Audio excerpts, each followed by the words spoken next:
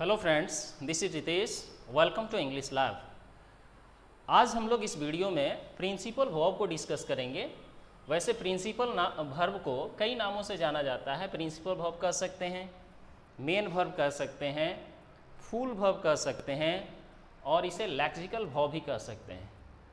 इसको हिंदी में प्रधान क्रिया कहा जाता है और यह नाम से ही स्पष्ट है।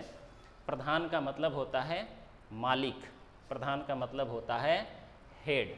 अगर इसके डिफिनेशन की बात करें तो डिफिनेशन इसका यह हो सकता है कि वह क्रिया जो वाक्य में मुख्य कार्य करती है प्रिंसिपल वर्ब कहलाती है। यानी कि वाक्य में जो मुख्य कार्य करती है वह प्रिंसिपल वर्ब है। यहाँ एग्जाम्पल से हम लोग समझ सकते हैं। यहाँ एक एग्जाम्पल है आई रीड, दूसरा एग्जाम्पल है आई एम रीडिंग, तीसरा एग्जाम्पल है she goes to A school, चौथा एग्जाम्पल है सी कैन डांस। प्रिंसिपल वर्ब की अगर बात करें तो यहाँ इस वाक्य में रीड प्रिंसिपल वर्ब है, इस वाक्य में रीडिंग प्रिंसिपल वर्ब है, इस वाक्य में गोज प्रिंसिपल वर्ब है, इस वाक्य में डांस प्रिंसिपल वर्ब है। इस सेंटेंस को देखेंगे तो यहाँ सब्जेक्ट है और सब्जेक्ट के बाद वर्ब है और वह वर्ब जो है वो प्रिंसिपल वर्ब है। इससे यह स्पष्ट होता है कि प्रिंसिपल वर्ब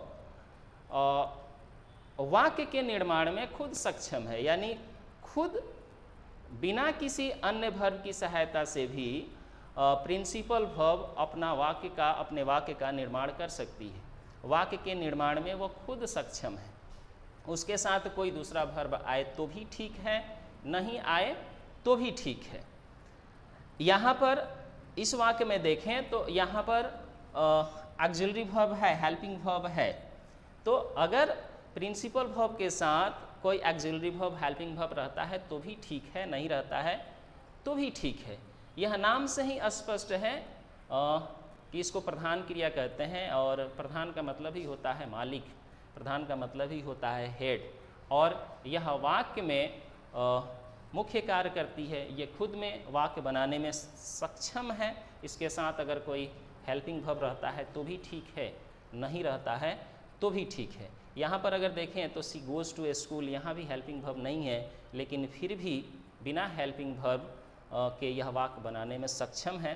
तो इस तरह से हम कह सकते हैं कि ये प्रिंसिपल वर्ब जो है बिना किसी अन्य वर्ब के मदद से भी वाक्य का निर्माण कर सकती है। वाक्य का निर्माण करने में प्रिंसिपल वर्ब सक्षम है। अगर इसके पहचान की बात करें तो जिस हिंदी शब्द के अंत में ना आए, जिस हिंदी शब्द के अंत में ना आए वह सब प्रिंसिपल वर्ब होता है। जैसे खाना, पीना, बोलना, गाना, रोना, आना, जाना, हंसना, बैठना, जगना, ये सब प्रिंसिपल वर्ब के उदाहरण हैं। इससे समझा जा सकता है कि यह प्रिंसिपल वर्ब है। इसकी अगर संख्या की बात करें तो इसकी संख्या अनलिमिटेड होती है। इसमें मैंने कुछ पिछले वीडियो में डिस्कस किया था कि कुछ ऐसे वर्ब भी होते हैं, कुछ ऐसे शब्द भी होते हैं जिसके अंत में ना आता है, लेकिन वैसे शब्द जो होते हैं वो वर्ब का एग्जाम्पल नहीं होते, वो वर्ब नहीं होते। प्रिंसिपल वर्ब की अगर आगे बात करें तो प्रिंसिपल वर्ब को दो भागों में बांटा गया है। पहला है ट्रांजिटिव वर्ब और दूसरा है इनट्रांजिटिव वर्ब।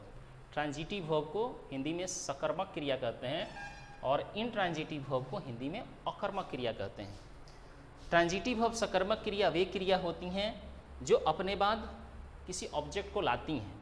ये वे वर्ब होते हैं जो अपना अर्थ स्पष्ट करने के लिए अपने बाद कोई ऑब्जेक्ट, कोई कर्म लाते हैं। एग्जाम्पल अगर देखें तो लिखा गया है आई ईट अ मैंगो। यहाँ आई सब्जेक्ट है, ईट जो है वो वर्ब है और ये वर्ब कौन सा वर्ब है तो ये प्रिंसिपल वर्ब है और यहाँ ऑब्जेक्ट का प्रयोग हुआ है। दूसरा अगर एग्जाम्पल देखें तो she reads a book, she subject, reads जो है वो वर्ब है और यह प्रिंसिपल वर्ब है। उसके बाद बुक जो है वह ऑब्जेक्ट है। तो ट्रांजिटिव वर्ब वे वर्ब होते हैं जो अपने बाद ऑब्जेक्ट को लाते हैं।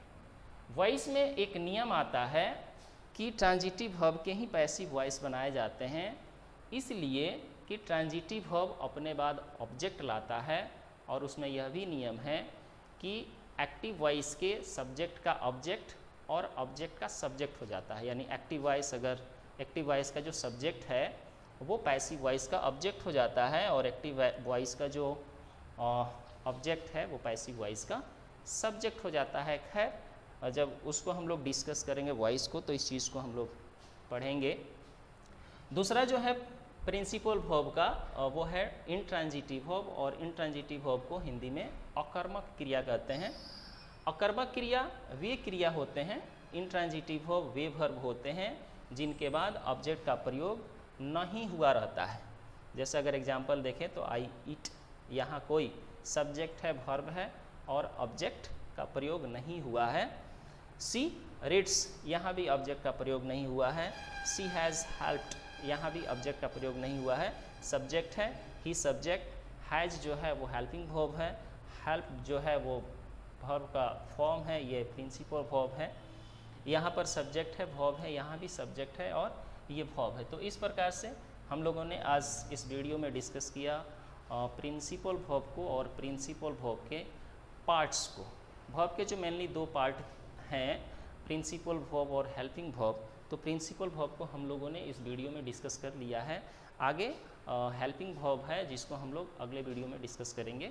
तो बने रहिए मेरे साथ और देखते रहिए, लाइक शेयर सब्सक्राइब कीजिए।